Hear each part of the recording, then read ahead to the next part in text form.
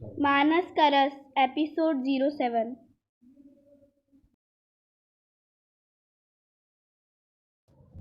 श्री सद्गुरुदेव भगवान की जय।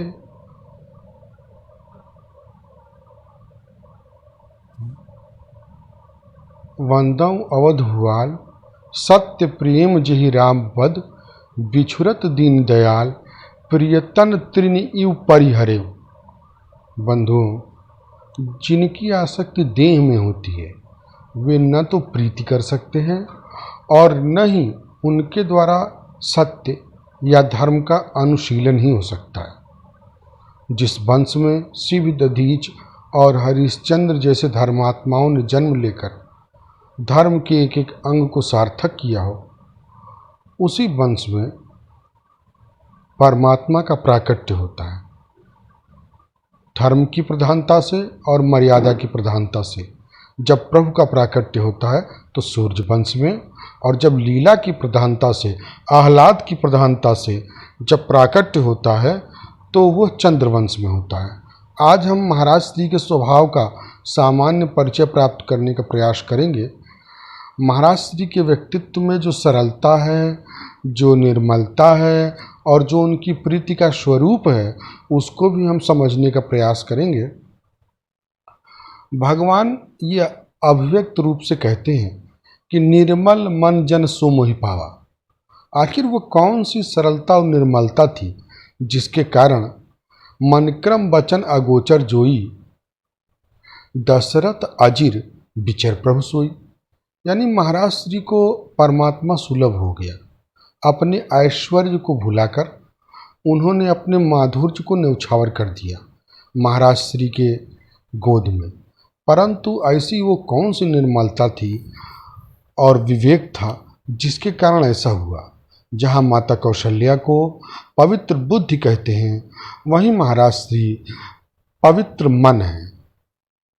मन दशरथ यानी जो दसों इंद्रियां हैं जिन पर नियंत्रण कायम कर ले, जो दसों इंद्रियों पर नियंत्रण कायम कर ले, वही दशरथ है।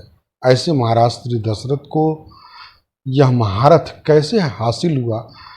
ये बंधुओं, अंतःकरण जो होता है ये कई जन्मों की निर्मिति है। तो महाराज श्री जब स्वयंभू मनु के रूप में राजा हुआ करते थे धरती के, तो उस समय उनके हृदय में विवेक का उदय हुआ। भय उन्हें विषय विराग, भुवन बसत बा चौथपन, जन्म गयो हरि भगति बिन। तो उन्होंने तुरंत नैमिषारण्य की ओर प्रस्थान किया और गहन तपश्चर्या की, और उस तपश्चर्या से एक ऐसे मन का विकास किया कि जिस मन में सरलता और निर्मलता सराबोर भरी हुई थी अंतःकरण में। वहीं परमात्मा स्वयं उनके पुत्र बनकर प्रकट हुए। लेकिन महाराज श्री ने अपार ऐश्वर्य को प्राप्त किया। महाराज श्री का ऐश्वर्य ऐसा था कि इंद्र स्वयं खड़े होकर के उनको अपना अर्ध सिंहासन देते थे। कुबेर दशरथ धन सुन धन दल जाही, अर्थात जो राजकोष थे अयोध्या के, उनमें अपार संपत्ति थी। किसी का साहस नहीं था कि अयोध्या की ओर आँख उठाकर देख सके। ऐसे महाराज श्री की क्या स्थिति थी कि धूसर धूर भरे तनु आए और भूपति बिहस गोद बैठाए। भोजन करत बोल जब राजा, नहीं आवत तजबाल समाजा।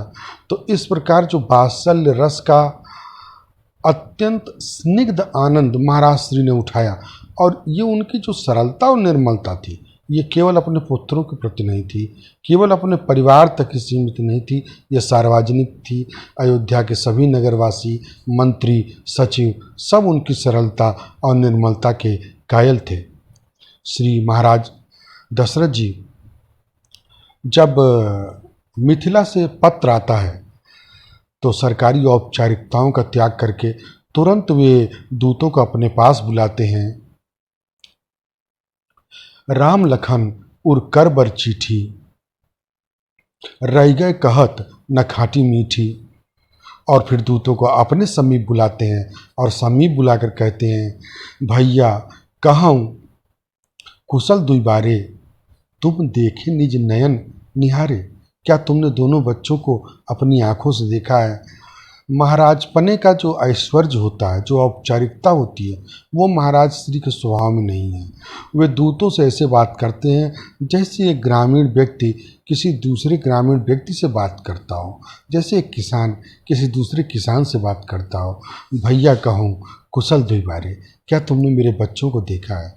महाराज श्री की संवेदनशीलता उस समय प्रकट होती है जब चारों राजकुमार अपनी पत्नियों के साथ मिथिला से लौटते हैं। तो उस समय महाराज स्पष्ट तीनों रानियों को स्पष्ट निर्देश देते हैं कि बधु लरिकनी पर घर आई,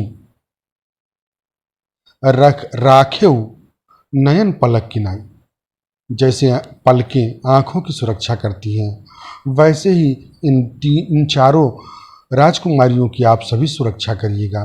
तो इस प्रकार उनके चरित्र में जो संवेदनशीलता है, जो सरलता है, जो निर्मलता है, वह भी उजागर होती है।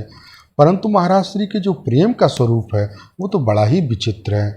उसमें स्पष्ट रूप से जो दृष्टि है वो यह है कि सब दुख दुसह सहावम मोही, लोचन ओट राम जन ओही। सब दुख दुसह सहावम मोही, तो सारे दुखों को सह सकते हैं, परंतु परमात्मा आंखों से ओझल हो, ऐसा महाराज श्री दशरथ बर्दाश्त नहीं कर सकते। मानो प्राण और शरीर का जो संबंध हो, जल और मछली का जो संबंध हो, वही प्रीति का स्वरूप स्पष्ट होता है। इसी प्रकार विश्वामित्र जी जब पधारते हैं तो साफ साफ महाराज दशरथ को एक बार कहना पड़ता है कि सब सुत प्रिय मोहि प्राण की नाई, राम देत नहीं बनई गोसाई। इस प्रकार साफ साफ इनकार कर देते हैं, परंतु गुरुदेव वशिष्ठ के कहने पर अपने निर्णय को परिवर्तित भी कर लेते हैं। और पुनः जब बहुत समय के अंतराल के बाद मिथिला में भेंट होती है और दोनों राजकुमार उनके पास आते हैं तो सुत उर लाई और दुसह दुख मेटे, मृतक शरीर प्राण जन भेटे। तो पुनः गोस्वामी जी यह स्पष्ट करते हैं कि जैसे एक सूना पड़ा हुआ शरीर हो और उसका प्राण, उसका हृदय मानो राम ही हो।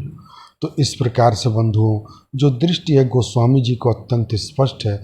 जो प्रेम का स्वरूप है वो इतना सुदृढ़ है, परंतु इस सुदृढ़ता के साथ साथ महाराज श्री ने दोनों निर्वाह किया, सत्य का भी निर्वाह किया और प्रेम का भी निर्वाह किया। जब अंतिम समय आया तो महाराज श्री ये समझ गए कि अब राम वन से लौटकर जल्दी नहीं आएंगे, तो वे समझ गए कि ये जीवन व्यर्थ है। राम राम कही राम, राम कही राम, राम कही राम। इस प्रकार उन्होंने अपने प्राणों का त्याग किया